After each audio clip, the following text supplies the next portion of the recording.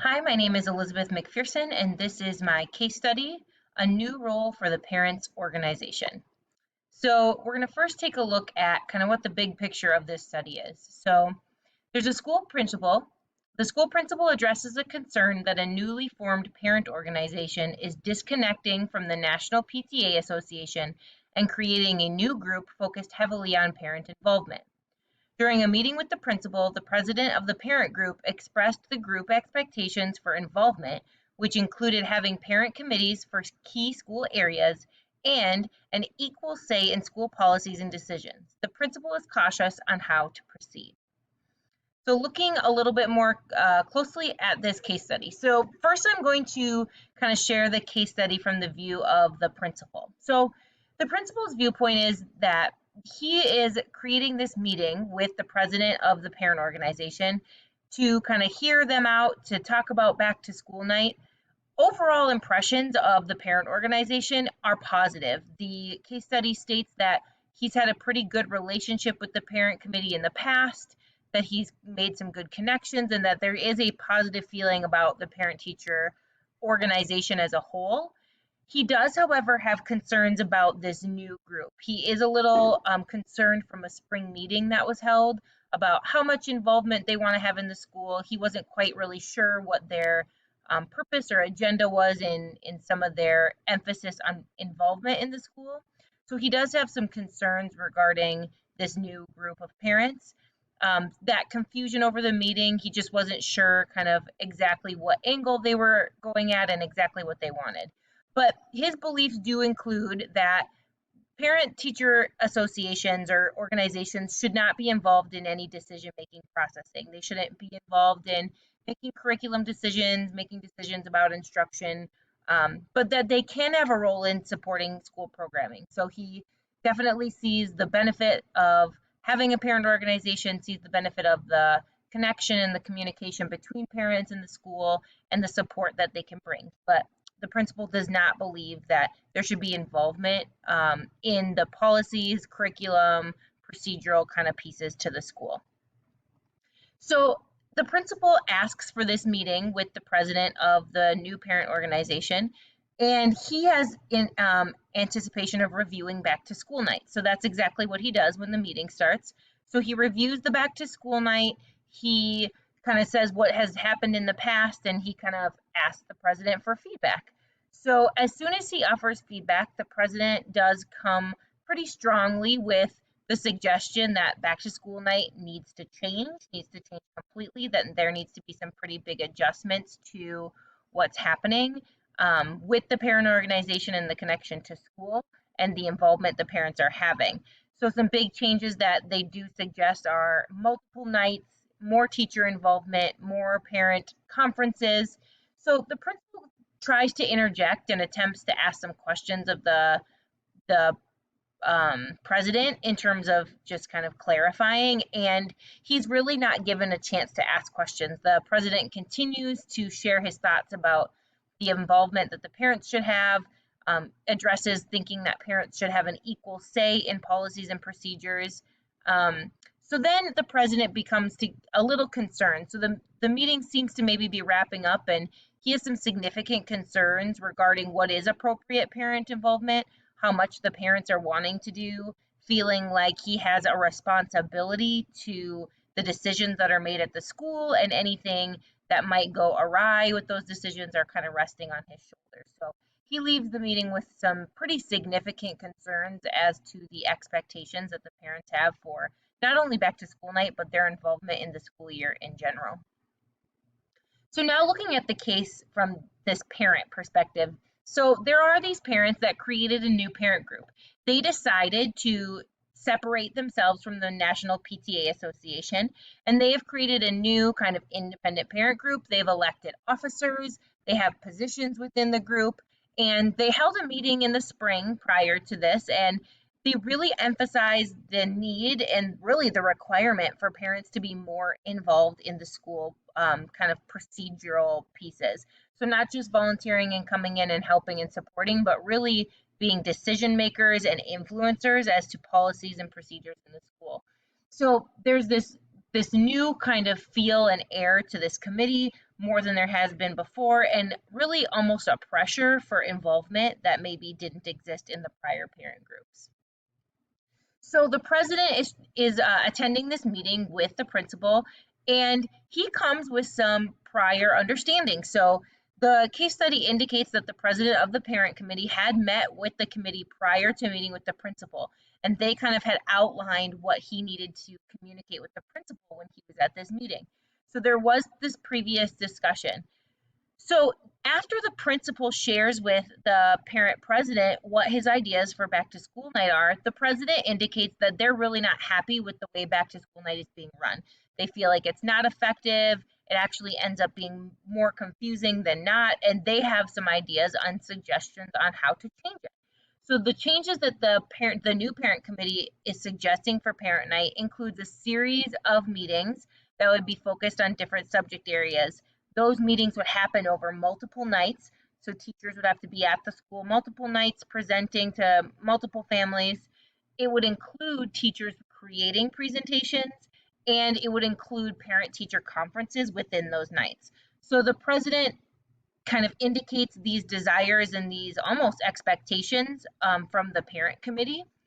So then he not only stops at back to school night, but then he begins to discuss that the parent committee also is expecting and desiring more involvement through the school year. They want to make decisions about policy, they want to make decisions about procedures, and not only want to kind of have a voice, but they want to have an equal partnership. So they want their voice to weigh just as much as the voices coming from the school. So the officers did establish committees prior to the president coming to meet with the principal. So the president indicates to the principal that their organization has established officers that will oversee different pieces of the school, curriculum, data, events, things like that. They're going to come and they're going to observe in the school. They're going to collect data about what they see, and then they're going to submit kind of recommendations for change in policy and procedure. So the president is hopeful that there will be a cooperative piece to this, that they would be able to engage with district officials and the president or the principal of the school, but he's pretty forceful and kind of committed that these are the expectations that the parents feel need to be met for their organization throughout the school year. So obviously this kind of leads us to a conflict. So there's this meeting between the president of the parent organization and the principal of the school. They have different ideas on what this parent organization should look like and what the roles should play. It seems like there was a very significant lack in communication. There had been several meetings on the behalf of the committee that the principal was not invited to, discussing back to school night, discussing these officers and these kind of subgroups that the committee had created. There's obviously some tension in the relationship. It didn't seem like a very open, flowing conversation. It seemed like kind of principal talking and then president talking, very one-way communication. It seems like there's not a clear boundary for authority. The principal maybe didn't necessarily know that there was going to be this large of a conflict coming into the meeting, and the president of the parent association doesn't seem to maybe respect the authority of the principal, coming in with some pretty serious expectations and demands. And the meeting ends, assuming it ends at this case study, but pretty conflicted. There is definitely a need for response and action. The principal needs to take some sort of action. The parent organization is expecting some kind of answer to their kind of layout of the plan. And so there's this tension of making decisions on the principal's case and then tension of waiting for kind of acceptance on the parent's side. So I do see some legal and ethical issues in this situation. First of all, there's obviously the legal issue of privacy. Parents getting involved in school, especially to an equal level, really violates a lot of our privacy laws that we've learned about, not only for students, but for staff. There are FERPA laws, there are IDEA laws, there's just a lot of compliance where parents are not entitled to information about students. So the expectation that the committee has to come in and collect data and do observations just really isn't realistic from a legal standpoint and does cause some concerns if the principal were to let that happen. There's also the liability the principal has about any decision made in the building. So should there be any injury, should there be any, again, privacy concerns, if there should be any legal action taken against the school because of a decision or a policy that the parent committee made, it's really not a parent that's going to have the legal backlash, it's the principal in the school. So he even indicates in the case study that legal responsibility he would have for what's happening. And then there's also just the legal binding policies that the board has already established. So in my school district, I know our board policies are very extensive. So I'm assuming something similar exists in this school district where there'd be some pretty extensive policies and procedures already outlined for parent engagement, for curriculum, for observation, for events, things like that, that are going to need to be abided by. So ethically, I think it's hard because the parent teacher organization has chosen not to have a formal affiliation. That makes it hard to kind of allow them to be under any sort of governance, have any sort of rules. So it's kind of this just very free flowing organization right now. And we can't, understand maybe the umbrella of policy that they would fit under. So that it also, the ethical responsibility to follow the existing policies, not only the legal, but the ethical. The principal liability also falls a little bit under this peer pressure mentality. I think that there's an ethical responsibility the principal has to make a sound decision from the school and not feel pressured by maybe a large group of parents wanting a specific thing for the school.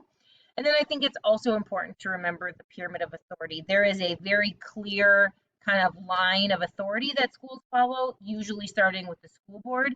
And so the parents jumping in and kind of taking a place in that pyramid of authority really isn't appropriate or ethical. So here is my synthesis. During a meeting with a newly formed parents organization, formerly a PTA, the school principal is confronted by the president with major changes in the back to school night and future plans for high parent involvement in school programming and policy change, causing the principal legal and ethical concerns regarding their proposed involvement. So looking at the people that are involved, the principal is involved. Obviously, he's welcoming this parent support. He sees the benefit to a parent-teacher organization. He sees the benefit to parents being involved in the school.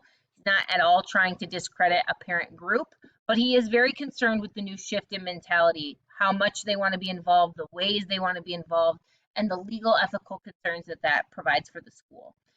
There are also the members of the organization along with their president. So it seems like they have this kind of maybe genuine eagerness to be involved, but it's being followed by maybe high expectations that aren't realistic, that maybe, aren't following policy that's already in place. And it comes with a significant lack of communication. They're meeting outside of the principal of the school. Seems like the content of those meetings isn't really being disclosed until it's kind of under their agenda. And so the expectation coupled with the low communication really causes alarm. There's the Board of Education. They're overseeing the school, they're overseeing the principal, they're overseeing the policies that are already in place, and they would be responsible for overseeing any policies that were changed due to the parents being in charge. And then obviously the teachers are influenced. There's, a new plan for parent participation. Teachers already have some very strict guidelines and requirements on how to interact with teachers, how to keep privacy, how to be ethical and legal in their interactions with teachers and parents and students. So this new level of partnership definitely affects them. Now, the place in this situation was a little bit vague. It doesn't necessarily matter too much to the conflict at hand, but some information would be useful. So the places that we do know about are the school. It seems like the meeting took place at the school, and it's where the place that's going to be affected the most by the outcome of this meeting. There also was prior meetings. Now, it doesn't say what place they were, but it's kind of important to understand that they took place, that they happened. So there were meetings outside of the principal's knowledge. The parents were kind of getting together, making some decisions on what they wanted. And then there is the community. It seems like there's a high community involvement, lots of parents wanting to get involved. And so obviously how this pans out could affect the community and the culture that's happening. So the programming. So it seems like there's district programming, obviously. There's an expectation for policies and programs. there's consistency across the district. Other schools are going to be doing certain things with their parents and with their curriculum and their data that, should this parent group take over, might differ, and that consistency across the district will be lost. And then there's also other parent organizations. I'm curious to know kind of what other parents at other schools are doing. If this is kind of happening district wide, how are those other parent organizations coming into play? Okay, and there also had to have been a prior PTA. So before this, it seems like the parent organization was connected to the national PTA. Principal obviously had some good feelings about them in the past, but now there's parents wanting a big change. So there must have been something missing in that prior PTA, or some sort of kind of stirring that they had to make these changes with the program that was in place, that they now have this current PTA that's kind of coming out with these high levels of expectation, this kind of authoritative feel, and obviously a well-organized kind of plan of attack of what, for a lack of a better word, of what they're expecting their organization to look like. So thinking about the stakeholders in this situation, there is significant potential for there to be damage to the stakeholders. Obviously, there's going to be some dissonance in the decision making. People are not agreeing. Right now we haven't seen a huge, blow up or verbal confrontation at all, but there is going to be some disagreement in the decision making. The principal seems to be the outsider on this. There's a whole parent organization who's already kind of come together, made these decisions, and he's kind of having to sit on the outside and look in. And it seems like this new parent organization might start with some conflict. So they're already maybe wanting something that's not appropriate. So who has stake in the outcome and how are they involved? The administration obviously does, the legal implications if something would go wrong, and just kind of that general sense of loss of control. They're maybe losing that sense of who's in charge. The staff is affected. They have this shared leadership of a school, and so to even share that further with teachers or with parents would definitely affect them. And then the students and families are affected. If they want this high involvement and they can't get it, that will affect him. And if they're given this level of involvement, how will they use it? That'll affect how they interact with the school. So here are some questions that I would have that maybe would help me answer. I don't necessarily think I have all the information to make a great choice in this situation. So I would ask, what grade level is this school? Are we talking elementary, middle, high school? Where is the school? What, big city, rural community? What culture does that affect? How has the relationships been built into the culture in the past? And what community involvement is there with the parents who are officers? Is this a really small town where, now the mayor is the president of the parent group and there's kind of all these mixed ties? How established is the principal? Is he really well known? Is he brand new? Maybe a new principal came in and now this parent group thinks that they can kind of take over and get the control they want, or is he really established and there's just kind of, some reputation there already? Is there one parent driving this? So it seems like a pretty big shift in responsibility for the parents. So I'm wondering, was this really a team effort? Is there one person who kind of stood up in a meeting and said, hey, we need to be more involved, and kind of got a bandwagon philosophy? And then I'm really interested in the reason they didn't want to be a part of the national PTA. My concern as an outsider would be that there are some regulations they would have to follow being a part of a national PTA, and someone knew that. And so removing themselves from that umbrella of responsibility gave them more freedom to demand some of these involvement pieces. So one option I see is that a favorable outcome for the principal, essentially. That the principal would outline his concerns, the parents would maybe understand and revoke their expectations, or maybe they, wouldn't understand, but they would respect it, and that things would maybe resume as usual. Parents are involved, but not over-involved, not getting involved in those policies and procedures. Some pros I see to that is it does avoid altercation, it establishes the principal's authority, and it does maintain the structure of school, that there is a school board, there's a principal, parents kind of fit and have their place. It might involve any further board involvement, and it does show the principal has the support of teachers and staff in mind. I think the cons are that it could set a tone for future conflict, that it doesn't really address what the parents want, just the principal getting his way doesn't change maybe that the parents want to be involved. Could breed some anger and definitely might affect the satisfaction and volunteering of the parents in the future. So outcome 2 that I see would be a favorable outcome for the PTA. So the principal agrees, says, sure, you can have equal say, you can kind of change some of our policies, you can come and observe. So that would give the parents the freedom to do all of those things. Some pros that I see to this is that, again, it maybe avoids that conflict and maintains some relationships, and it could create some good collaboration, should the parents take many of the pieces respectfully. But obviously, there's a lot of cons. It undermines any sense of authority from the principal that the parents can just kind of come in and make these demands. It creates distrust within the school. We can't have, parents coming in and making these decisions, and it creates a lot of legal and ethical issues for everybody. When a parent starts coming in, collecting data, reading things about kids on documentation, seeing student behavior, there's just so many kind of red tape things that get in the way. And then I think it just opens the door for future issues. It's like if you give a mouse a cookie almost. If we give the parents everything they come in asking for this time, the envelope is just going to keep getting pushed. So outcome 3 I see is that there being a very large conflict, that the principal starts getting heated, that the parents start getting heated, that there's this back and forth, there's just no compromise. In this situation, I would anticipate the board needing to get involved. I would anticipate potentially parents not being allowed to have an organization at all, and maybe even being removed from being a part of the school, not being able to come to school, not being able to volunteer, do things with their student. This is kind of that like it gets nasty option. So the pros to this might be that it would offer a neutral party, that now it's not the principal's choice or the parent's choice. It's not kind of a tug of war. It's that someone has to just kind of cut it off. And there might be like a nobody wins. No one's really getting their way. Obviously, big cons, distrust, maybe no parent organization, which is a good option. It makes people really angry and resentful, kind of makes this me against you team mentality, that the parent team and the school team, and it really puts a stain on the community and culture that's been established. So option 4, I would say, is collaboration. There's maybe a restart. We kind of go all the way back to the beginning, agree that a common ground has to be found, and that the principal and the parents together start having these meetings. They together elect officials, they together make groups, they together talk about this involvement with PTA, they make agreement about leadership. So we kind of go back to square one and say, great, we have this parent group that wants to be involved. Let's together make appropriate decisions.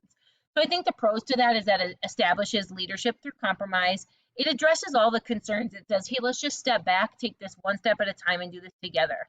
It gives a sense of importance, that the parents really are important, that their involvement really does matter. It gives value to everyone involved, to the principal in his position and to the parents in their desire to be involved. And it maintains a lot of legal and ethical boundaries that are being very grayed at this point. I think the cons are obviously that it's the most time consuming option. There's a lot of possibility for pushback. It could really not be well accepted by the staff. And, there are options for the parents to not be collaborative. They might say, no, we're not doing this. I'm not interested. So obviously, I think option 4, collaboration, should be the best. It provides opportunity for leadership. The principal can listen to the concerns, make everyone feel heard, and a team approach is built. It recognizes the parents as a really key part of the school, that they do have good input, that they do have good ideas, and it finds a neutral way to put that into place. It creates a need for policies. It states, collaboration kind of shows like, hey, we need you, but we also need there to be boundaries for what you do. And then it sets everyone up for some future success. What are we going to do the next time something like this happens, that there's demands and communication is needed? So what I would do to implement a plan of collaboration is, first, I would make sure that the meeting ends. I think that this case study kind of ends with a lingering thought of like, what next? So I would want the principal to make sure that the concerns were outlined, like, hey, I heard what you had to say from the parent committee. Here is why I'm concerned about that. And then maybe kind of just stop. No room for argument, no room for it to get ugly then and there. Establish a new time to meet and just kind of wrap it up. Make sure that there's just nothing gets ugly now. Secondly, I, as the principal, would step away and engage with mentors. I'd reach out to someone that maybe has experience or has been in a similar situation, some other principals in the district and just say, hey, what would you do? How would you address this parent group? I want to make sure that they feel validated, trusted. I want to make sure that there's a compromise in place. And I think that on the principal's part, that shows commitment to make things work. So then I would notify the president, again, maybe in an email, kind of put it in writing. Hey, here's what I was concerned about. Here's what I'd like to have you come back and talk to me about. And here's maybe an outline of what we could talk about. This makes sure that the president's not blindsided with anything when he comes back to a meeting, kind of like the principal was. It really shows open communication. Hey, I heard that you were worried. Here's how I'm going to address it. And then I think some clear expectations about who's going to be at that meeting. I wonder if there needs to be a mediator in case things get ugly, but some really clear communication about who's going to attend that second meeting and what exactly is going to happen when they meet again. So when the second meeting comes around, again, invite a mediator if needed, but be very clear about what legal and ethical issues are at stake if they go with the parent plan. Outline the steps for collaboration. So make a plan right then and there with the president. Hey, we're going to go over board policy and we're going to make a policy for parents. We're going to go over, our state policies. We're going to go over the old PTA policies. Just make a really detailed plan about what everyone can do to get this parent organization up and running. And then step 5 would be actually execute that plan. Gather all those parents, hold those meetings, create those policies, find that common ground, and then get running. Get those parents involved with the committees and that communication, and have a great start to the year. So obviously some options is that this is like, yes, everyone wants to collaborate. Parents understand the legal issues, they respect the authority, kind of a strong organization can emerge from those consequence meetings, those policies that are created, and we can all kind of move forward as a team. Another option would be that, like, for the most part, parents are okay with this. Maybe the really important stakeholders in the parent organization do it. Maybe there's some parents that are pushing back and causing some drama and some issues, but overall, policies can be created, they can be finalized, and for the most part, people are willing to follow them. And that authority is established, whether or not people like it or respect it, but it's there and it's in place. You know who's in charge of what and when they're going to do it. Obviously the outcome could also be resistance. Parents do not want to compromise. They want to be involved, my way or the highway. We are going to come in, we are going to have these committees, we're going to gather the data, we're going to make these suggestions. And in that case, I do think that it probably requires plan B, which I would say is going to the option 3, which would be an outside involvement, getting the board involved, potentially moving away from even having a parent organization for a while. I think that should there be no willingness to compromise or collaborate, the principal's going to kind of have to be authoritative and move on. He's going to have to table the organization, wait till a compromise can be made, get some other people involved.